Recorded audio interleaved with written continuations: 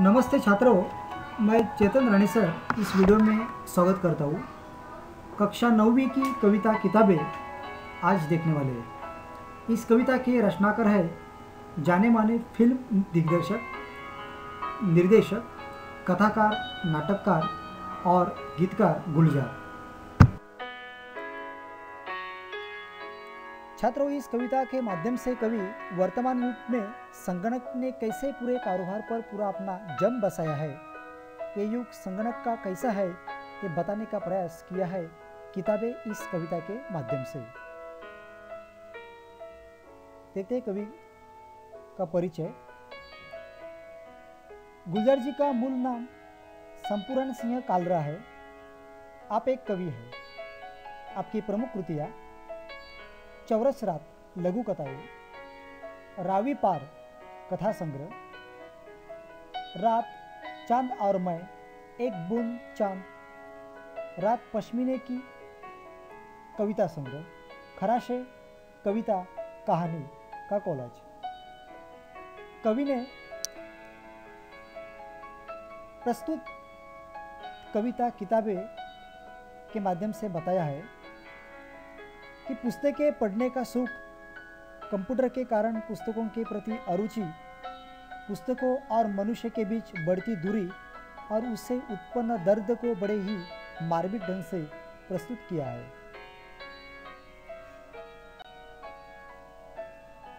तो देखते हैं कविता किताबें। किताबें झांकती है बंद अलमारी की शीशों से, बड़ी हसरत से तकती है। महीनों अब मुलाकातें नहीं होती, जो शामें उनकी सोहबत में कटा करती थी अब अक्सर। इस पद में आए हुए नए शब्द झांकना, छिपकर देखना, अलमारी, कई खानों वाला लोहे लकड़ी का बड़ा ढांचा, हसरत, इच्छा, तकना, देखना, सोहबत, संगत। तो इस कविता का यानी इस पद का भावार्थ है, कवि कंप्यूटर के युग में किताबों की पहले जैसी उपयोगिता न रह जाने पर अपनी तीव्र मानसिक पीड़ा का चित्रण करते हुए कहते हैं कि आजकल किताबें अलमारियों में रखने भर की चीज हो गई है। बंद अलमारी की ओर देखने पर ऐसा लगता है जैसे किताबें अलमारी के शीशों से कवि की ओर झांक रही है। वे कामना करती है कि उन्हें बाहर निकाल कर कोई पढ़े। कवि कहते हैं कि अब तो महीनों गुजर जाते हैं, उन किताबों से मिलना ही नहीं होता। एक समय ऐसा था जब उनकी शाम इन किताबों को पढ़ने में लगा करती थी, पर अब अक्सर। आगे की पंक्तियां। गुजर जाती है कंप्यूटर के पर्दों पर, बड़ी बेचैन रहती है किताबें। उन्हें अब नींद में चलने की आदत हो गई है। जो कदरें वो सुनाती थी कि जिनके सेल कभी मरते नहीं थे, वो कदरें अब नजर आती नहीं घर में, जो रिश्ते वो सुनाती थी। पद में आए हुए कठिन शब्दों का अर्थ गुजरना यानी बीतना, कदरें, मायने, मूल्य और सेल, कोशिका। तो देखते हैं इस पद का भावार्थ। कवि कहते हैं कि कंप्यूटर आने के पहले उनकी शाम किताबें पढ़ने में बिता करती थी, पर जब से कंप्यूटर आ गया है तब से वे कंप्यूटर पर ही पढ़ते लिखते हैं। इसलिए उनकी शाम कंप्यूटर के पर्दे पर बीतने लगी है। इस वियोग के कारण किताबें बहुत बेचैन रहने लगी है। अब हालत यह हो गई है कि ये किताबें नींद में चलने लगी है, अर्थात वे कवि को अब सपने में कभी दिखाई देती है। आगे की पंक्तियां। 。 . 。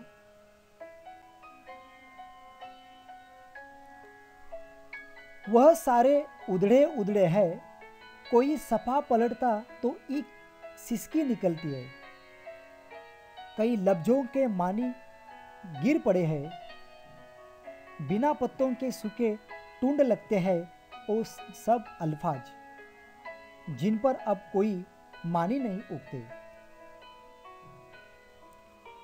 इसमें आए हुए नए शब्द उधड़ना, सिलाई टूटना, सफा पन्ना, जिसकी सिसकी यानी धीरे धीरे रोने का शब्द, सिसकी धीरे धीरे रोने का शब्द, लफ्ज शब्द, टूंड ठूठ, मानी अर्थ। तो देखते इस पद का भावार्थ। कवि किताबों की प्रशंसा करते हुए कहते हैं कि ये किताबें रिश्तों संबंधों के बारे में बताती थी। ये सारे संबंध अब उधड़ गए हैं, टूट से गए हैं। अब वे उन किताबों का कोई पन्ना पलटते हैं तो उनकी हालत देखकर उन्हें रोना आ जाता है और उनके गले से सिसकारी निकलने लगती है। इन पन्नों से कई शब्दों के अर्थ फटकर गिर पड़े हैं। बिना अर्थ वाले शब्द ऐसे दिखाई दे रहे हैं जैसे वह बिना पत्तियों वाला कोई ऐसा ठुड हो जिस पर अब कोई अर्थ नहीं उगने वाला। आगे की पंक्तियां।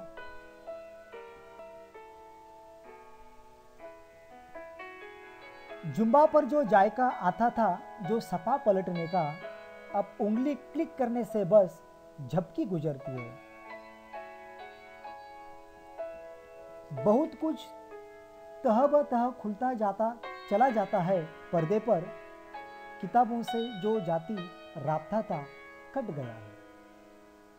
इस पद में आए हुए नए शब्द जुम्बा, जिब, जायका, स्वाद, तह ब तह, परत दर परत, पर्दा, कंप्यूटर का पर्दा, जाति, निजी, राब्ता यानी संपर्क। तो देखते हैं इस पद का भावार्थ। कवि पुस्तकों और कंप्यूटर पर पृष्ठ पलटने के तरीकों के बारे में कहते हैं कि किताबों के पृष्ठ पलटने में जीभ को एक प्रकार का स्वाद मिलता था। अब कंप्यूटर पर उंगली से क्लिक करने पर पृष्ठ पलक झपकने बदल जाता है। पर्दे पर मनचाहे ढंग से एक के बाद एक कोई भी पृष्ठ खोल जा सकता है। इसके कारण लोगों का किताबों से बना हुआ निजी संपर्क अब टूट गया है, ऐसे कवि कहते हैं। आगे की पंक्तियां। कभी सीने पे रख के लेट जाते थे, कभी गोदी में लेते थे, कभी घुटनों को अपने रिहल की सूरत बनाकर निम सजदे में पढ़ा करते थे। छूते थे जबी से वो सारा इल्म तो मिलता रहेगा आइंदा भी। इस पद में आए हुए नए शब्द सीना, छाती, गोदी, गोद, रिहल, ठावनी जिस पर धर्म ग्रंथ रखकर पढ़ा जाता है, निम सजदे, आधा माथा टेकना, जंबी, जबी यानी माथा, इल्म, ज्ञान और आइंदा यानी भविष्य में। तो देखते हैं प्रस्तुत पद का भावार्थ। कवि किताबों के संपर्क के बारे में बताते हुए कहते हैं कि किताबें पढ़ते समय वे किताब को कभी छाती पर रखकर लेट जाते थे, कभी उसे गोद में रख लेते थे, कभी अपने घुटनों को रिहल की तरह बनाकर पुस्तक उस पर रखकर आधा माथा टेक कर पढ़ते थे, उसे माथे पर चढ़ाते थे ताकि भविष्य में भी उससे ज्ञान प्राप्त होता रहे। ऐसे कवि इस पद में कहते हैं। अंतिम पद देखते हैं। मगर वो जो किताबों में मिला करते थे सूखे फूल और महके हुए रुक्के, किताबें गिरने उठाने के बहाने रिश्ते बनते थे, उनका क्या होगा वो शायद अब नहीं होंगे।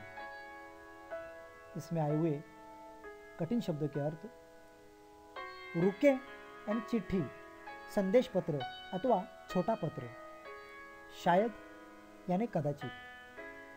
तो देखते हैं इस पद का भावार्थ। किताबों के साथ कुछ रोचक बातें भी जुड़ी हुई होती थी। किताबों में कभी कभी किसी के लिए फूल या संदेश पत्र रख दिया जाता था, जिन्हें लोग सूख जाने पर भी संभाल कर रखते थे। ये उनके संबंधों को ताजा करते थे। ऐसे कवि इस पद में कहते हैं। तो इस तरह आज हमने गुलजार जी की कविता किताबें इसका भावार्थ देखा है। धन्यवाद।